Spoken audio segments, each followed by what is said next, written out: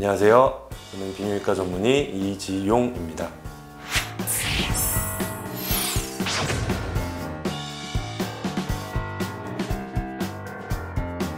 전립선 질환도 유전인가요? 결론적으로 말씀드리면 전립선 질환은 유전적인 요인이 많이 있습니다. 실제로 전립선 비대증이나 전립선 암이 있는 아버지가 있다면 본인은 전립선 비대증이나 전립선 암의 발병률이 높다라고 생각할 수가 있겠고요. 그 다음에 이제 쌍둥이들의 연구를 했어요. 특히 이제 일란성 쌍둥이에 대한 연구를 했을 때도 쌍둥이 중에 한 명이 전립선 비대증이나 전립선 암일 경우에는 다른 쌍둥이도 전립선 비대증이나 전립선 암의 발병률이 높아진다, 이런 연구가 있습니다. 이런 면에서는 전립선 질환은 유전적인 요인이 분명히 있다라고 말씀을 드릴 수가 있겠고요. 전립선 질환은 선천적인 요인이 있나요? 그렇진 않습니다. 태어날 때는 모든 사람은 대부분의 전립선 크기는 비슷하다라고 볼 수가 있겠고요. 근데 이제 나이가 들면서 여러 가지 요인, 특히 이제 노화 과정에서도 여러 가지 요인에 의해서 어떤 사람은 전립선 크기 좀 빨리 자라는 분이 있고, 또 반대로 어떤 사람은 자라는 속도가 좀 적은 사람이 있습니다. 그렇기 때문에 처음부터 태어날 때부터 전립선을 크게 갖고 태어난다, 이런 거는 좀 잘못된 이야기라고 할 수 있겠죠. 전립선 비대증의 증상은 무엇인가요? 그래서 전립선이라는 것은 이 방광 아래에 있는 남성 생식기관입니다. 이 전립선은 나이가 들면서 점점 커지게 됩니다. 이 전립선이 커지게 되면 이 바깥으로도 자라게 되지만 이 전립선부 요도 안쪽으로도 자라게 되죠.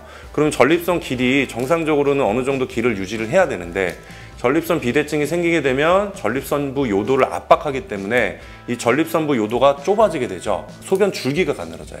그리고 배에다 힘을 주면서 소변을 보게 되고, 보고 나서도 시원하지가 않아요. 소변을 좀 자주 보게 되죠.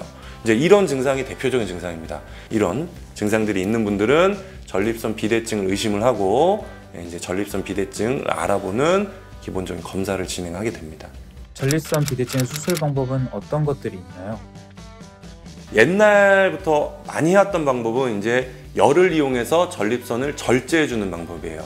이 내시경을 통해서 전립선 내부로 들어갑니다. 그래서 열을 이용해서 이 전립선을 깎아내는 거예요. 그러면 이제 좁아져 있는 전립선부를 넓혀주는 효과를 주게 되죠.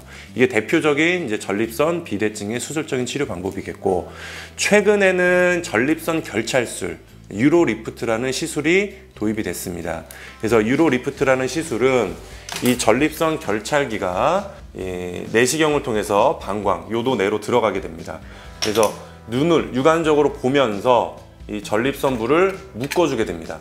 그러면은 전립선이 커져 있는 전립선 조직을 묶어주기 때문에 전립선부 요도가 넓어지는 효과를 줄 수가 있겠죠.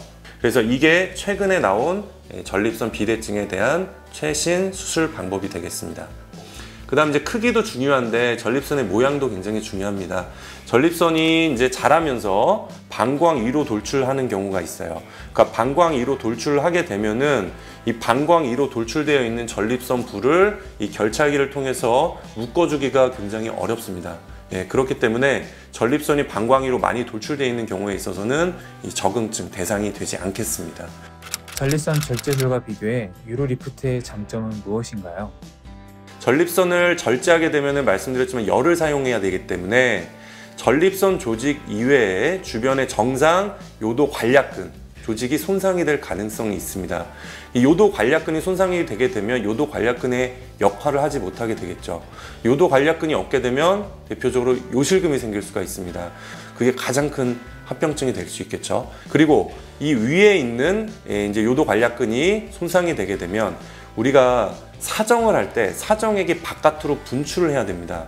근데 이 안쪽 요도 관략근이 손상이 되게 되면 전립선 이제 정액이, 사정액이 바깥으로 분출하지 못하고 방광내로 들어가는 역사정이 생길 수가 있죠. 이제 이런 게 큰 대표적인 전립선 절제술을 하였을 경우에 발생할 수 있는 큰 합병증입니다. 하지만 이 유로리프트라는 시술을 하게 되면 그런 주변 요도 관략근이 손상될 가능성이 없죠. 왜냐하면 전립선을 보면서, 육안적으로 보면서 이 전립선 조직을 묶기만 하는 거예요. 그렇기 때문에 요도 관략근이 손상될 가능성이 없습니다.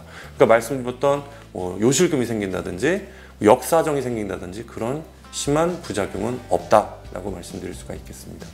유로리프트 시술 시간은 얼마나 걸리나요? 보통 평균적으로는 이 전립선 결찰을 하는데, 한 개를 하는데 한 3분에서 5분 정도 생각하시면 되겠습니다. 그래서 일반적으로 전립선 크기가 40g 정도가 된다라고 가정을 하면 양측에 전립선 결찰살을 1개씩, 그러니까 토탈 2개. 그러면 시술 시간은 뭐 짧게는 6분에서 조금 더 걸리면 10분 정도. 그 다음에 예를 들어서 50g, 60g 된다라고 하면은 당연히 사용되어야 할 결찰사의 수가 더 늘어날 수밖에 없겠죠. 그러면 수술 시간이 거기에 비례해서 조금씩 증가할 수밖에 없겠습니다. 배뇨와 관련한 불편감, 특히 이제 연세가 드시면 말씀드렸지만 전립선 비대증이 많이 생기게 되고 그로 인한 배뇨 불편감이 많이 생기게 됩니다. 그래서 전립선 비대증은 빠른 검사, 빠른 진단을 해서 치료를 하게 되면은 치료도 굉장히 좋고, 그 다음에 말씀드렸지만 전립선 비대증은 만성 질환이기 때문에 꾸준히 관리를 해야 돼요. 그래서 그런 관리를 잘 하지 않게 되면 전립선 비대증으로 인한 심한 합병증이 생기게 됩니다.